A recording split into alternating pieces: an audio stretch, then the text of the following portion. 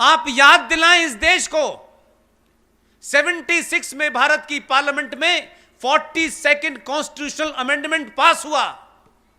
उसकी 7वीं सूची के अंदर यह कहा गया कि केंद्र सरकारें और राज्य सरकारें पॉपुलेशन कंट्रोल और फैमिली प्लानिंग के ऊपर कानून बनाएं।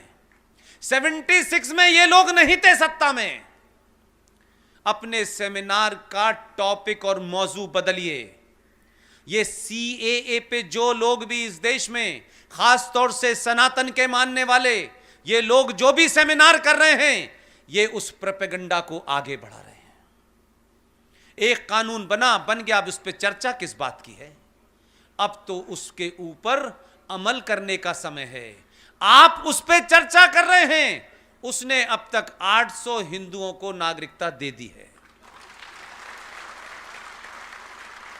वो रुकने वाला नहीं है, उसे आप लोग मत रोकिए। आप लोगों का यह सेमिनार करना सीएए के ऊपर, आप नहीं समझ रहे, अनजाने में आप किसी के हाथ का हथियार बन रहे हैं। एक काम हो गया, भूल गए, खत्म कहानी। जैसे हजारों कानून बने, आपने कभी चर्चा की नहीं की। आप यूनिफॉर्म सिविल कोड पे कीजिए। यूनिफॉर्म सिविल कोड जिस दिन पास हो जाए, भारत के राष्ट्रपति के साइन हो जाएं, उसी दिन के बाद से आप कहिए पॉपुलेशन कंट्रोल पे चर्चा होनी चाहिए। यह लगातार दबाव अगले 50 साल तक बना के रखिए। 1 मिनट के लिए भी बैठना नहीं है। और आने वाली जनरेशनें, ये छोटे छोटे बच्चे, ये छोटी छोटी बच्चियां, क्योंकि आप अपने घरों में माएं उनसे बात नहीं करती, पिता को फुर्सत नहीं है बात करने की, भाई को फुर्सत नहीं है बात करने की।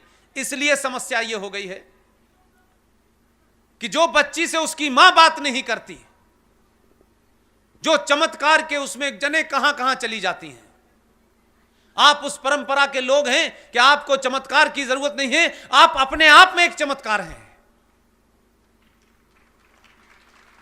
आप अपने घर की बच्चियों से, उन बच्चों से जिनसे आप बात नहीं करते, और एक बड़े होने के नाते उस बड़ी कुर्सी पर बैठने के बाद जब आप बात करते हैं तो आप उससे अपनी नजदीकी नहीं बनाते। दौर बदल गया है। 20 साल पहले ऐसा हो सकता था, आज नहीं हो सकता, क्योंकि आपके बच्चे के पास इतनी इंफॉर्मेशन है कि आपके ज्ञान की उसे जरूरत नहीं है। लेकिन जिन चीजों पे वो कंफ्यूज है, उस पे दोस्त की तरह उससे बात करें। हर मां अपनी बेटी से दोस्त की तरह बात करे। उसके मन में भी बहुत सारे सवाल हैं, उसके मन में भी समाज के बदलाव हो रहे हैं। आप पे समय नहीं है, या तो आप सास भी कभी बहू देखेंगी। यह बात अलग है कि अब बहू पार्लियामेंट में आ गई है, अब तो देखना छोड़ दीजिए, और चमत्कार की आशा में घर से बाहर मत जाइए।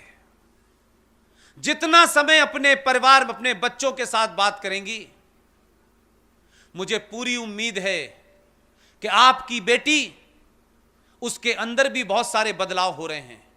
वो भी इस समाज से कहीं इन्फ्लुएंस हो रही है। गलत तरीके से इन्फ्लुएंस ना हो जाए।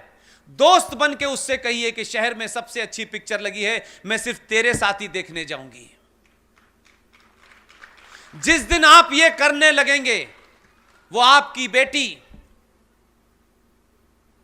जिसने इस समाज में घूम रहे हुए भेड़ियों को नहीं जानती, उसे कोई पंचर वाला बहका लेके चला जाएगा और बहुत देर हो जाएगी। वो पंचर वाला अपने एजेंडे पे है, क्योंकि मस्जिदों से उसका ऐलान हो चुका है।